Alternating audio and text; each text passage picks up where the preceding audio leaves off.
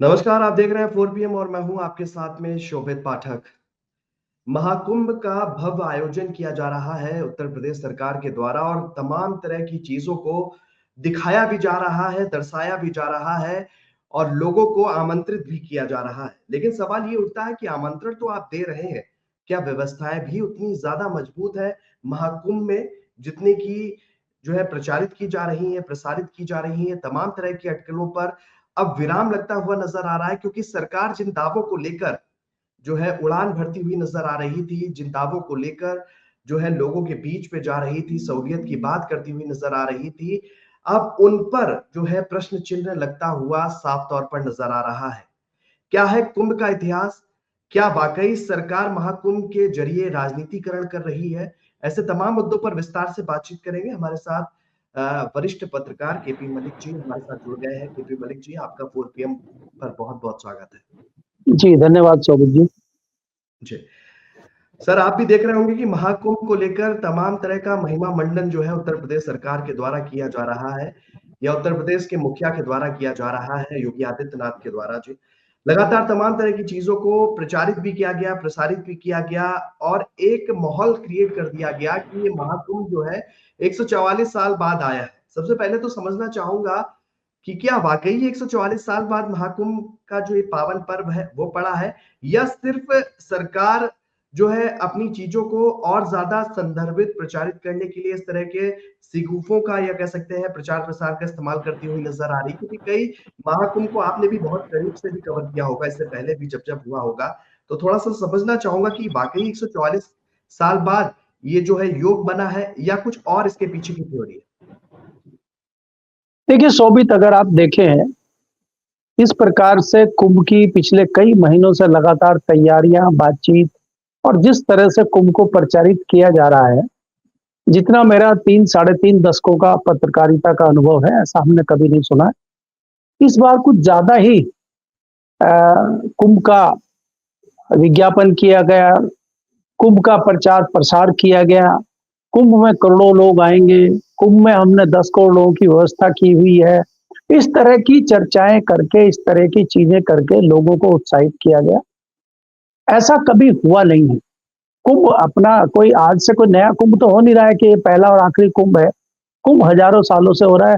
अगर हम सनातन धर्म की, सनातन संस्कृति की बात करें, तो मुझे लगता है कि 2-5 हज़ार साल से तो कम से कुंभ हो ही रहा है। कुंभ 12 साल में होता है, 6 साल में अर्ध कुंभ होता है और ये लगातार हिंदुस्तान में चलता रहता है, ये कोई नई बात नहीं है। ये सरकार कुछ धर्म की चाशनी में लपेट के हर चीज को देखती है और धर्म की चाशनी में लपेट के ही ये राजनीति भी करती है और ये धर्म के चारों तरफ ही घूमती है और धर्म के अलावा इसको बाकी चीजें सरकार को दिखाई नहीं देती है। यही नतीजा है कि आपने 2 दिन पहले जिस प्रकार से दिल्ली में देखा।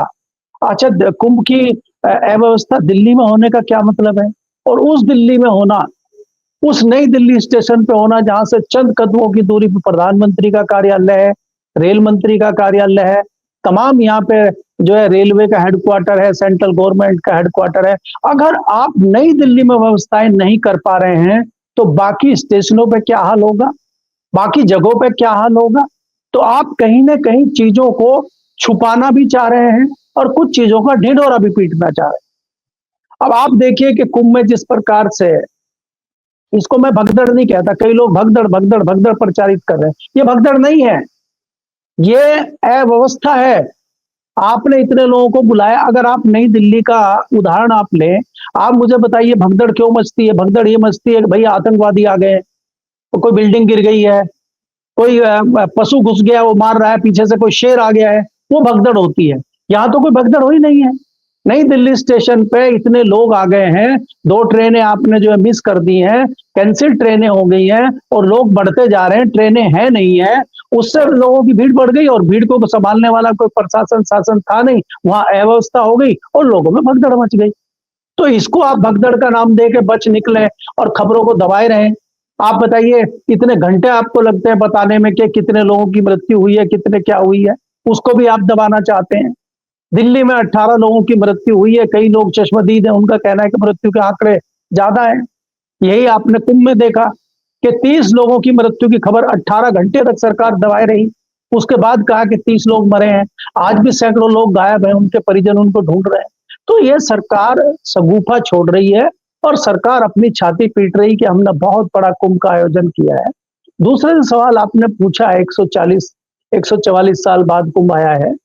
ये देखिए, इसमें भी मुझे मैं एक पहली बात तो ये है कि कोई मैं सनातन धर्म का या किसी धर्म का कोई विशेषज्ञ हूं नहीं कि चीजों को जानता हूं, लेकिन मेरी जानकारी ये है कि हर बार यही होता है कि 144 साल के बाद कुंभ आ रहा है, हमें जरूर दर्शन करना चाहिए ताकि अधिक से अधिक लोग वहां पहुंचे। कई लोगों की दुकानें इसी से चलती हैं, उनके दुकान में उनको लाभ वहां मिले। इस तरह की चीजें चलती रहती हैं। यहाँ पे मैं सबसे बढ़िया उदाहरण जो मुझे नजर में आता है या मेरे दिमाग में आता है, एनडी तिवारी की सरकार में, जो 89 के दौरान और 89 से पहले कांग्रेस की एनडी तिवारी की सरकार थी, उस समय पे भी कुंभ का आयोजन हुआ था। और कुंभ में ये हुआ था कि कोई वीआईपी दर्शन नहीं होंगे, कोई वीआईपी अगर जाता है तो उसका कोई प्रोटोकॉल नहीं होगा, सब अपने तरीके से आए, स्नान करें। और उनके सख्त आदेश थे मुख्यमंत्री के कि कोई भी वीआईपी प्रोटोकॉल नहीं होगा। अगर कोई अफसर मुझे दिखाई देता है, सुनाई देता है, मुझे बाद में पता चलता है कि फलाने व्यक्ति को फलाने ऑफिसर ने वीआईपी प्रोटोकॉल दिया है, तो मैं उनको सस्पेंड करूंगा। तो आप आए, जिसको भी आना है, वहां साधारण जनता जाती है, चाहे वो कोई वीआईपी हो, चाहे कोई साधारण व्यक्ति हो, सब आए, अपना दर्शन करें और गंगा में स्नान करें और जाएं। वहां पे वीआईपी, ये नया इस बार सिस्टम चला है कि वीआईपी लोग आ रहे हैं, उनकी गाड़ियां सायरन बजाते हुए जा रही हैं और पब्लिक भीड़ में धक्कापेल हो रही है, उनको 12-12, 15-15 किलोमीटर पैदल चलना है। तो ये काहे की व्यवस्था हुई? जब आप कहते हैं कि आपने 10 करोड़ 20 करोड़ लोगों की व्यवस्था की हुई है और अभी आप कह रहे हैं कि इतने करोड़ लोग आगे वहां चले गए, तो आपकी व्यवस्था का क्या हुआ? तो ये कई सवाल खड़े होते हैं जिसका जवाब सरकार को देना चाहिए। और ये दुर्भाग्य है कि आप किसी भी धार्मिक आयोजन को, किसी भी धार्मिक समारोह को आप जो है राजनीति से जोड़ के चलते हैं। मुझे लगता है ये भी दुर्भाग्यपूर्ण है। जी सोहेल। बिल्कुल, वीआईपी कल्चर की आप बात कर रहे हैं। आज से 2 दिन पहले मैं महाकुंभ में गया था। मैंने भी बहुत करीब से देखा सर कि क्या वहाँ पर व्यवस्थाएँ हैं और क्या अव्यवस्थाएँ हैं। व्यवस्थाओं का दूर-दूर तक जो है कोई भी चित्रण नहीं है, व्यवस्थाओं का अंबार लगा हुआ है और यहाँ तक कि सड़कों पर घंटों का जाम है। मतलब अगर 5 से 10 किलोमीटर भी आपको सफर तय करना है, तो हो सकता है कि उसके लिए आपको 5 से 6 घंटे इंतज़ार करना पड़ जाए। और रही बात अगर अंदर की बात करते हैं महाकुंभ के अंदर, तो कई ऐसे बुजुर्ग माता है, बाबा हैं, जो जो पैरों से परेशान है, उनके चलने की भी व्यवस्था है। वो यहाँ तक कहते हुए नज़र आ रहे हैं कि यहाँ आकर तो हमने बहुत बड़ी गलती कर दी। तो इस तरह की चीज़ें भी महाकुंभ से निकलती हुई नज़र आ रही है। सवाल यही उठता है कि बीजेपी सरकार की मंशा क्या है? क्या राजनीतिकरण, क्या जो धार्मिक चीज़ें निकल रही हैं, क्या उनसे ही अब राजनीति की दिशा और दशा तय होगी? क्योंकि इससे पहले भी आप देख चुके हैं संभल में जो घटना हुई, इसके बाद एकाएक कितना कंसंट्रेट किया गया वहाँ पर और तमाम तरह की नई-नई चीज़ें निकल कर आई। फिर इसके बाद महाकुंभ का आयोजन किया, जिस तरीके से महिमा मंडन किया जा रहा है, वीआईपी कल्चर वहाँ पर अभी भी बहुत तादाद में देखने को मिल रहा है, उस पर भी कोई अंकुश नहीं है। पुलिसकर्मी भी नदारद है, तमाम तरह की चीज़ें व्यवस्थाओं से दो-चार होते हुए लोग नज़र आ रहा है। तो ये महिमा मंडन और इसके बाद राजनीति को आगे बढ़ाना, ये क्या कुछ दिखाता है बीजेपी के संदर्भ में? देखिए, जैसा कि मैंने पहले ही कहा सौभिक, कि आज जो सरकार है, चाहे वो केंद्र की सरकार हो, चाहे वो राज्य की सरकार हो, वो कहीं न कहीं धर्म की चाशनी में भिगो के किसी भी समारोह को, किसी भी आयोजन को देख रही है और उसी के तहत लगातार कुंभ की बात हो रही है। सरकार को कुंभ का इतना ढिंढोरा पीटने की जरूरत क्या है? वो कोई ऐसा आयोजन नहीं है कि जिसका श्रेय सरकार ले। सरकार करा रही है क्या उसको? पहले नहीं हुआ है क्या वो? कोई रैली कर रही है क्या सरकार, जो उसका इतना विज्ञापन और इतना वो बात कर रही है? आपका काम है वहां पे व्यवस्था करना, आपका काम है वहां पे सुलभ और जो है शांति बनी रहे, कोई सुरक्षा व्यवस्था ठीक से रहे, वहां पे कोई इस तरह की कोई अप्रिय घटना ना हो, उसकी जिम्मेदारी सरकार की है। सरकार उसको छोड़ के बाकी सब काम कर रही है। कई लोग आके बताते हैं कि वहां पे पोस्टरों से अटा पड़ा है पूरा इलाहाबाद और पूरा कुंभ, पूरा प्रयागराज के वहां पे मोदी जी, योगी जी के पोस्टर बड़े-बड़े लगे हुए हैं। इनका क्या मतलब? क्यों लगाए हुए हैं? तो आप कहीं न कहीं राजनीति को जोड़ के इस आयोजन से चल रहे हैं और आप धर्म के नाम पे धर्म के और धार्मिक चीजें कम, राजनीतिक अधिक करते हुए दिखाई दे रहे हैं। इसलिए ये इस प्रकार के सवाल उठ रहे हैं। मेरा कहना यह है कि आपने प्रशासन को झोंका हुआ है इसमें। प्रशासन जहाँ अच्छा काम कर रहा है, वहाँ कोई धन्यवाद उसका कर नहीं रहा है। जहाँ इस तरह की व्यवस्था होती है, वहाँ प्रशासन के ऊपर ठीकरा फोड़ देते हैं क्या इसके लिए नेता जिम्मेदार नहीं है? क्या इसके लिए सरकार जिम्मेदार नहीं है? जब जब आप व्यवस्था ही नहीं कर रहे हैं, आप व्यवस्था करते हैं आप 100 लोगों की, वहां पे आ जाते हैं 5,000 आदमी, तो कैसे व्यवस्था होगी? वहां तो अव्यवस्था ही होगी। आप जिस प्रकार से ट्रेनों में देख रहे हैं, आप पीछे आपने देखा होगा कि पार्लियामेंट में भी सवाल उठा था, वैसे भी सवाल उठ रहे हैं कि हवाई जहाज के 10-10 गुने रेट बढ़ गए हैं। क्यों भाई, ऐसा क्या हो गया? सीटें तो इतनी है हवाई जहाज में, किराया तो इतना ही है, थोड़े रेट बढ़ सकते हैं, डिमांड ज्यादा हो गई है, 10 गुना किराया बढ़ जाए इसका क्या मतलब है? तो कहीं ना कहीं इसको व्यापारिक तौर पे भी कई लोग जो है पैसे कमाने का धंधा कुंभ को बनाया हुआ है, और कैसे इसमें आपदा में अवसर कई लोग ढूंढ रहे हैं। अगर कई लोगों की मृत्यु हो रही है तो कई लोगों के व्यापार भी चल रहे हैं बढ़िया, कई लोगों के बढ़िया धंधे चल रहे हैं, तो इसमें कई लोग आपदा में अवसर भी ढूंढ रहे हैं, ऐसा नहीं है। और सरकार ऐसी चीजों पे आंखें मूंद कर बैठी हुई है। क्या सरकार, किसी ने सवाल पूछा है कि रेलवे के टिकट दुगने हो गए हैं और रेलवे में व्यवस्था वो भी नहीं है पुराने वाली, खड़े होके लोग जा रहे हैं। रेलवे की हालत आप देखिए, और रेल मंत्री हैं और रील मंत्री बने हुए हैं। रेल के इतने हादसा होने के बाद में रेल मंत्री को सूझता नहीं है कि एक बार वो कम से कम इस्तीफे की पेशकश तो करें। हमें याद करना चाहिए कि जिस प्रकार से हम उदाहरण देते हैं और ये लगातार कांग्रेस को कोसते रहते हैं कि इन्होंने लाल बहादुर शास्त्री का सम्मान नहीं किया, तो आप लाल बहादुर शास्त्री का सम्मान कर लीजिए। लाल बहादुर शास्त्री के जमाने में छोटी सी एक घटना हुई थी रेलवे की, और उन्होंने तुरंत इस्तीफा देने की बात करी थी। जवाहरलाल नेहरू और तमाम मंत्रिमंडल ने उनको इस्तीफा देने से मना कर दिया था।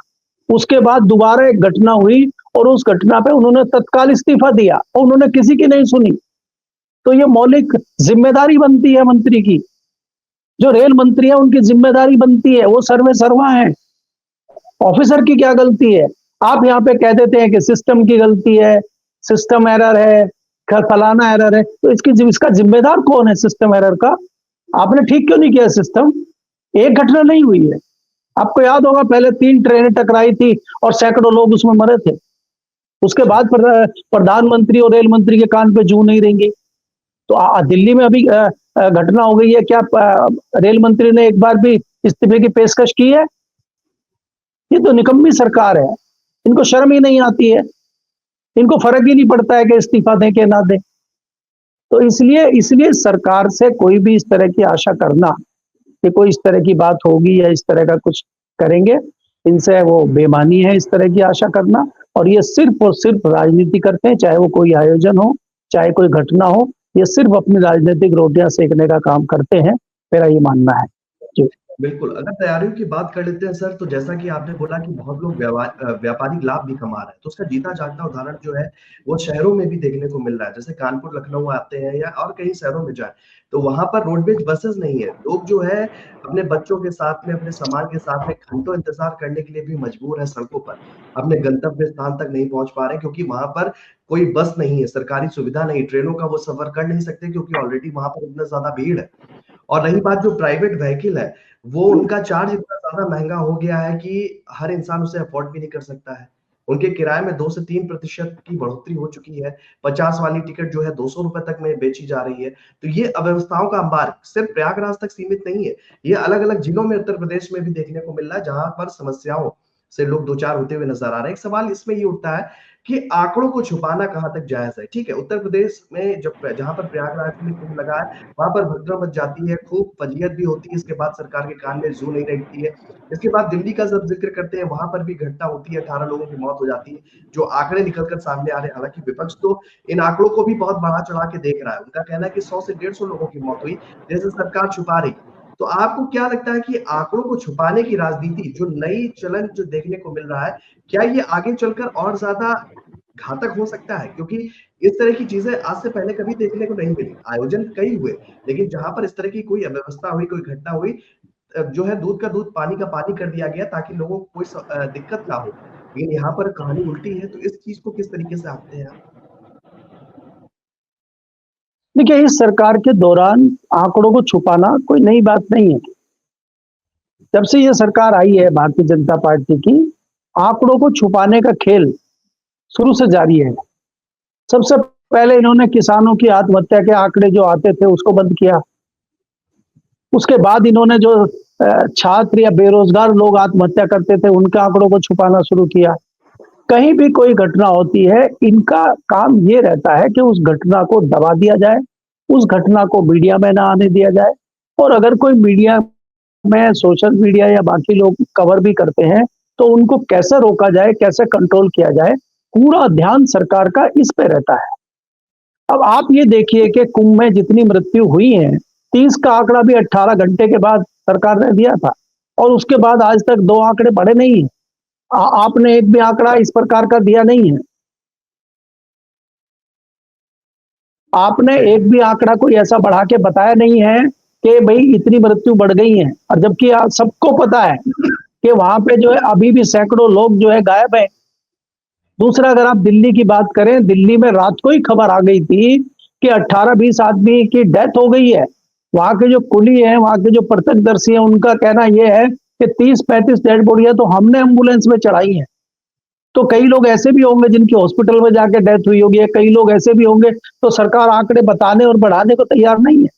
कोई मीडिया वाला हॉस्पिटल के अंदर जाके ना कवर कर ले, किसी से बात ना कर ले, उसके लिए हॉस्पिटलों के गेट पे आपने पैरामिलिट्री फोर्स लगा दी है।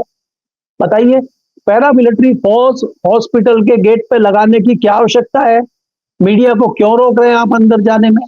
तो ये तमाम चीजें जताती हैं कि सरकार कहीं ना कहीं लोगों से चीजों को छुपा रही है, और वो सारी चीजें लोगों को नहीं आने देना चाहती। आंकड़ों को छुपाने का खेल कोई नया पहला पाक नहीं है सरकार का, वो लगातार जारी है और जारी रहेगा। चाहे वो कुंभ की बात आप करें, चाहे किसी भी दूसरी घटना की बात करें, चाहे आप रेलवे में आज तक जितनी घटनाएं हुई हैं, दुर्घटनाएं हुई हैं, चाहे आप उनकी बात कर लें, वहां भी आंकड़े सही नहीं आते। तो इसलिए सरकार का ध्यान ये रहता है कि किसी भी घटना को जो है छुपाया जाए, दबाया जाए। अब आप देखिए कि पिछली बार जो अमेरिका से जो प्लेन आया था, वो हमारी धरती पे उतरता है। सवाल यही खड़े होते हैं कि वो अमृतसर की धरती पे ही क्यों उतर रहा है, वो दूसरी धरती जी, पे क्यों नहीं उतर रहा है। इसके अलावा पिछली बार ये हुआ कि उनके हाथों में बेड़ियां, पैरों में हथकड़ियां, और वो सब डाल कर उनको लाया गया। इस बार मीडिया को ही नहीं अंदर जाने दिया गया। इस बार पता ही नहीं चला कि वो कैसे आए, पैरों में, उनके पैरों में बेड़ियां थी कि नहीं थी, हाथों में हथकड़ियां थी कि नहीं थी, या बिना उसके आए, कैसे आए। मीडिया को अंदर ही नहीं जाने दिया। आज तक नहीं पता लगा कि कितने आए, कौन आए, क्या आए। किसी की कोई तस्वीर सरकार ने सामने नहीं आने दी। क्यों? तो ये सरकार जनता से काफी कुछ छुपाना चाहती है, और छुपा के करना क्या चाहती है, ये हमें आज तक समझ में नहीं आया। ये सिर्फ जो है आंकड़े, चाहे वो बेरोजगारी के आंकड़े हों, चाहे वो भ्रष्टाचार के आंकड़े हों, चाहे किसी चीज के आंकड़े हो, सारे आंकड़े छुपा के सिर्फ धार्मिक जो धार्मिक जो क्या बोले उसको, जो मलाई है, धार्मिक की जो घूटी है, वो लोगों को पिलाने का काम ये सरकार कर रही है। इसके अलावा ये सरकार कुछ और करती मुझे नजर नहीं आ रही। जी। बिल्कुल। सर, ये भी सवाल उठता है कि विपक्ष की अगर भूमिका को देखते हैं, तो वो भी लगातार अपनी आवाज़ को उठाते हुए नज़र आ रहा है। तेजस्वी यादव ने भी आज एक बयान दिया, अखिलेश यादव लगातार मोर्चा खोलते हुए नज़र आ रहे हैं, मायावती तो साइलेंट मोड पे है, वो तो कुछ कहने से रही। तो लेकिन यहाँ पर जब विपक्ष या मीडिया से जुड़ा हुआ कोई भी कह सकते हैं पत्रकार, जब सवाल पूछता है मंत्रियों के सामने, तो एक उनको जवाब दे दिया जाता है कि राजनीतिक युद्ध है, ये अपने राजनीतिक तवा में रोटियाँ सेक रहे हैं। इस तरह से बायकॉट कर दिया जा रहा है लगातार, मतलब कोई भी सुनवाई नहीं है, कोई भी चीजें नहीं है। इतनी खामियां हैं, इतने चीजें हैं, लोग भी लगातार जो है अब खुलकर विरोध करने लगे हैं। आने वाले समय में आपको क्या लगता है कि क्या कुछ रुख समझ में आ रहा है? बीजेपी को इससे फायदा होता हुआ नजर आ रहा है या नुकसान? क्योंकि बीजेपी इसका महिमा मंडन कर रही है, विपक्ष इसको लेकर आक्रामक है, लेकिन विपक्ष की चल नहीं पा रही है। आपको इसका सियासी भविष्य जिस हिसाब से बीजेपी रिप्रेजेंट कर रही है 2027 में, कुछ समझ में आता है कि महाकुंभ का कोई लाभ उठा पाएगी? देखिए शोभित, अगर आप देखें जिस प्रकार का व्यवहार विपक्ष को करना चाहिए, जो विपक्षी दल हैं उनको करना चाहिए, विपक्ष उस उत्सुकता के साथ और उस शक्ति और उस तल्खी के साथ व्यवहार नहीं कर पा रहा है। विपक्ष भी कहीं न कहीं डरा हुआ, कहीं न कहीं दबा हुआ नज़र आता है।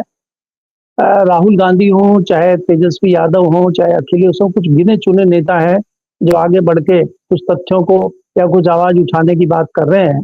इसके अलावा तमाम जो छोटे-छोटे दल हैं, सब दबे हुए हैं। मायावती का भी आपने ज़िक्र किया कि मायावती कोई आवाज़ उठाती नहीं है। कभी लगा थोड़ा बहुत एक ट्वीट-व्वीट कर दिया और उसके बाद बात खत्म हो गई। हालाँकि ट्वीट ही अखिलेश भी करते हैं, ट्वीट ही ज़्यादातर नेता करते हैं। सड़कों पे उतरना आज का विपक्ष और आज के नेता भूल चुके हैं।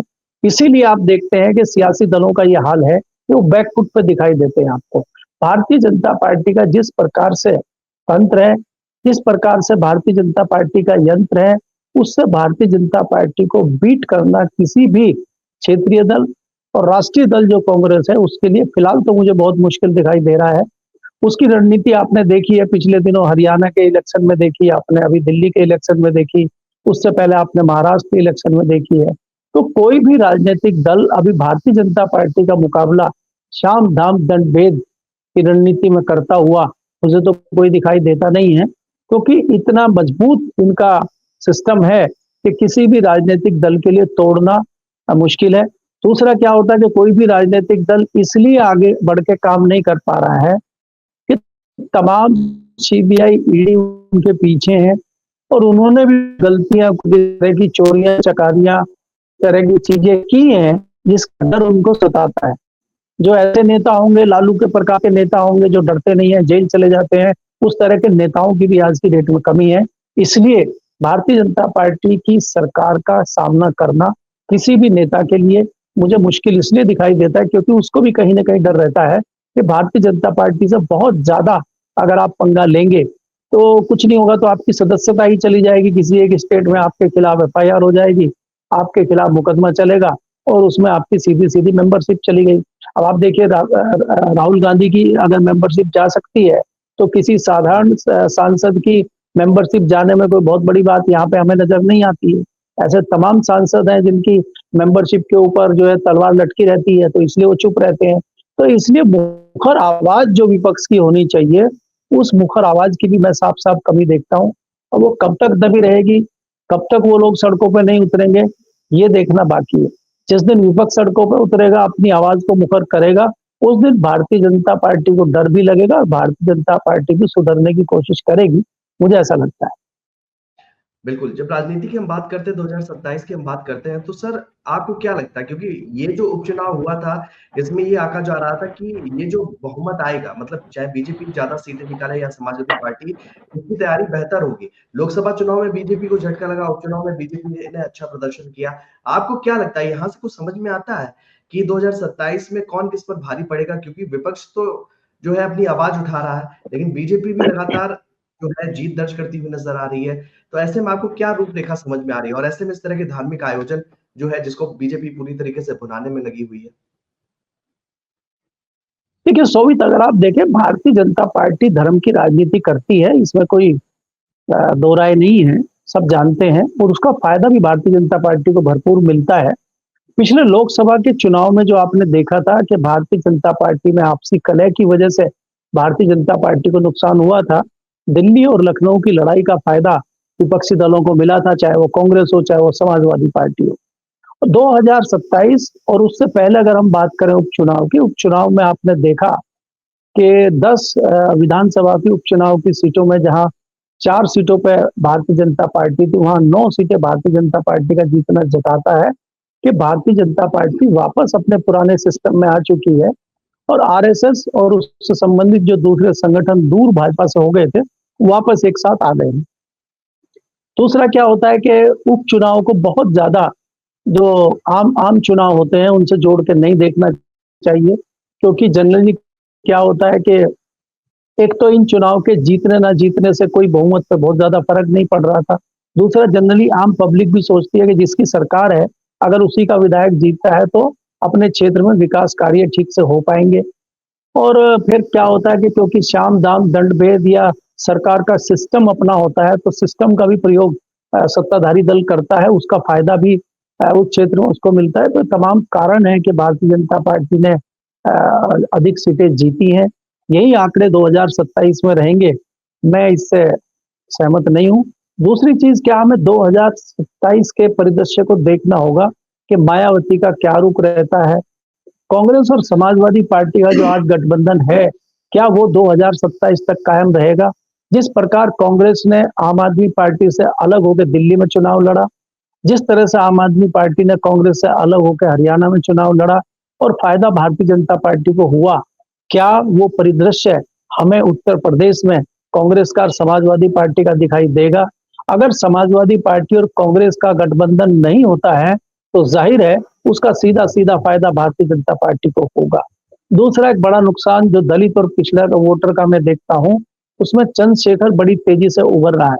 चंद्रशेखर की जो अपनी पार्टी है, उससे क्या होगा कि मायावती जिस प्रकार से राजनीति से दूर होती जा रही है, निष्क्रिय होती जा रही है, तो उसका फायदा चंद्रशेखर आजाद की पार्टी को मिलता जा रहा है। और हमारे जो सूत्र बता रहे हैं, चंद्रशेखर आजाद पूरी तैयारी कर रहे हैं और उनके पूरे उत्तर प्रदेश में चुनाव लड़ने की खबरें हैं।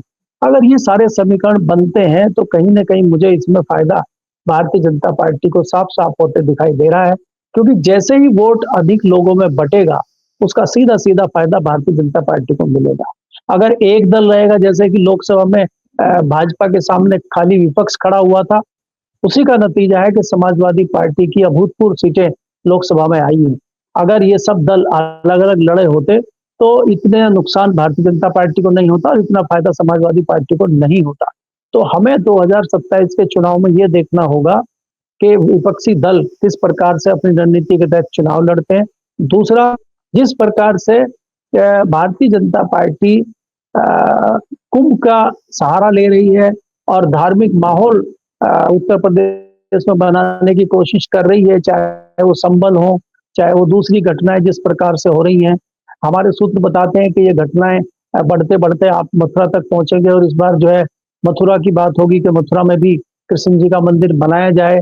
उसको भुनाने की कोशिश भारतीय जनता पार्टी कर सकती है। तो अगर हम मथुरा की बात करेंगे तो मथुरा में कृष्ण मंदिर है और कृष्ण के वंशज अपने आप को यादव लोग मानते हैं। क्या यादवों में भी भाजपा टूट पैदा कर सकती है क्या? क्या यादव वोटर को तोड़ने की रणनीति या कोई ब्रह्मास्त्र भारतीय जनता पार्टी प्रयोग करती है क्या? अगर ऐसा होता है और तो भारतीय जनता पार्टी के लिए बहुत जो है बहुत अच्छा ये एक मौका होगा और समाजवादी पार्टी के लिए बहुत बड़ा नुकसान ये हो सकता है कि भारतीय जनता पार्टी अगर ये मैसेज देने में कामयाब हो जाती है कि यादवों का मंदिर है और यदुवंशी जो लोग हैं वो श्री कृष्ण के वंशज हैं, अगर वो अपने ही भगवान के मंदिर के पास मस्जिद चाहते हैं और मस्जिद को हटाना नहीं चाहते हैं। अब आपको मालूम है कि भारतीय जनता पार्टी ये सारी चीजें करके यादवों को भी तोड़ सकती है और पश्चिम बिल्कुल। उत्तर प्रदेश का एरिया बहुत सेंसिटिव है। अगर इस तरह की घटना होती है तो भारतीय जनता पार्टी को हो सकता है 2027 में अभूतपूर्व लाभ हो और समाजवादी पार्टी और बाकी जो विपक्षी दल हैं, कांग्रेस या तमाम लोग, उनको एक नुकसान भी हो सकता है। हालांकि ये अभी परिकल्पना है, जी।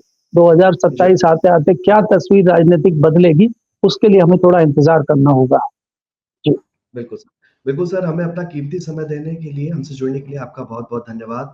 तो कह सकते हैं कि महाकुंभ को लेकर एक तरफ तो सरकार तमाम दावे करती हुई नज़र आ रही है, 2027 की रूपरेखा तैयार करती हुई नज़र आ रही है, लेकिन अब जो तस्वीरें हैं वो लगभग क्लियर हो चुकी हैं और सवाल यही उठ रहा है कि जो व्यवस्थाओं को लेकर जो संघनाद किया जा रहा था, जो व्यवस्थाओं को लेकर तमाम कसीदे पढ़े जा रहे थे, आखिर उनमें इतनी खामियाँ हैं, फिर सरकार इन्हें अच्छा क्यों प्रचारित कर रही थी? ऐसे तमाम मुद्दे थे जिन पर केपी मलिक जी ने जो है अपने विचार सामने रखे और बताया कि किस तरीके से सरकार जो है वो सिर्फ़ धर्म धर्म को अपनाकर, धर्म के रास्ते को आगे बढ़ाकर, धर्म को धार देकर जो है पूरा श्रेय खुद लेना चाहती है और कहीं न कहीं जो सरकार की मंशा है 2027 की, उसको वो फ़तह करने के लिए साम, दाम, दंड, भेद हर तरीके का इस्तेमाल करती हुई नज़र आ रही है।